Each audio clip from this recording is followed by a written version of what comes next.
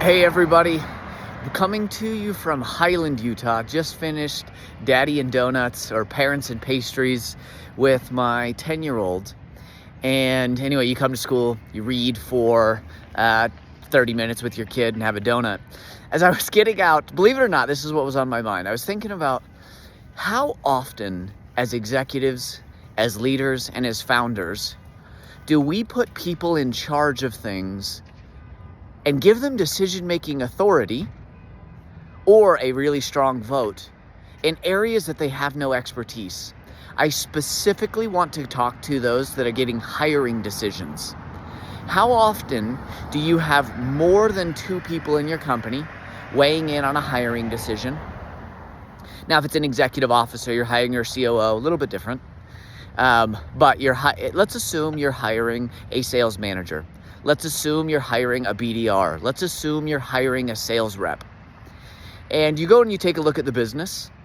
You see that we've got this director of sales who is responsible for hiring sales managers and sales reps throughout their organization.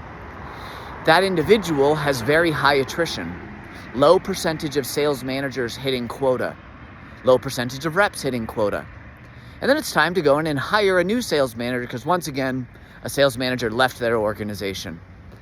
And then the CEO or VP of sales or whoever, a CHRO, says, we want you to go make that decision on who the next leader should go in and be. I see this all the time. As database, we do a ton of recruiting for organizations, and it drives me nuts. Why is it that as leaders, you go and you give somebody who's struggling at something immensely the decision to just go struggle again? Why wouldn't the VP of sales or the CEO or hire a third-party outside consultant be brought in to go help this person pick the right individual? So anyway, I just want you all to go think about when you let's say you're an early stage founder, you need to go hire sales reps. What is your history of picking fantastic sales reps? If that is low, why aren't you working with a third-party consultant, a friend, somebody who's genuinely an expert at it? There's a really good book called Principles by Dalio, one of my favorite books out there. It talks a lot about weighted decision making. When you have 5 people in a room and you're making a decision, there is a likelihood that one person in the room, maybe 2, are incredible experts on that.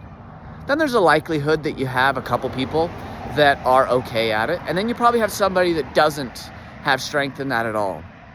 Yet most meetings, all 5 people have an equal weight. And so you might have the 2 experts saying, absolutely, we should not do this. But then the 3 people who have average experience in it, average expertise or low, all say, yes, we should go do it. Well, there were 3 people there, so of course we're gonna go do that. When the only people's votes that really should have mattered was 2. The experts. My advice to all of you that are hiring out there, get a lot wiser in how you're picking your people. Stop enabling everybody in the room to have an equal voice. Not everybody's an expert. There are often times I'm sitting inside of a room. It could be that we're hiring our new VP of engineering in a company that I'm helping. It might be that we are hiring an AI engineer. My ability to go in and add value to that conversation on should we hire this person is almost zero.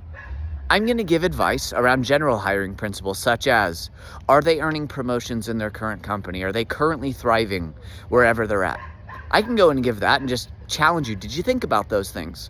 But in the end, if the head of engineering has assessed their skills, has a great history of hiring fantastic people, highly engaged employees, etc., my opinion should almost count as 0. And I'm okay with that. In fact, there's a company I'm helping right now. It's a Series E, awesome company getting ready to go public. They have incredible leaders. I really like the CFO, COO, VP of HR, CEO, many different highly impactful roles that I'm not included at all in the interview process. I look at that as that's amazing because I know they're going to make good decisions. Bringing me into the interview loop on a role that I don't have expertise shouldn't do it. Bringing me into a role where I continually screw up, you shouldn't do it. So anyway, my advice to all of you founders, hiring managers, etc., only have experts in hiring that role have opinions that actually get weighed when you're choosing that. If they're failing and hiring those people, don't keep empowering them to make that. Instead, teach them.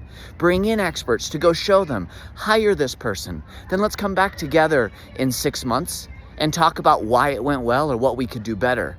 Don't keep having them repeat the same horrible cycle over and over.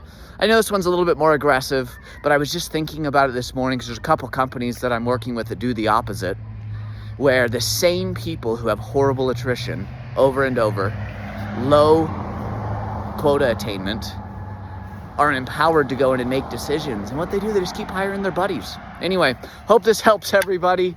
And sorry if it's a little more intense than most of mine, but have a great day. Just finished Parents and Pastries. See ya.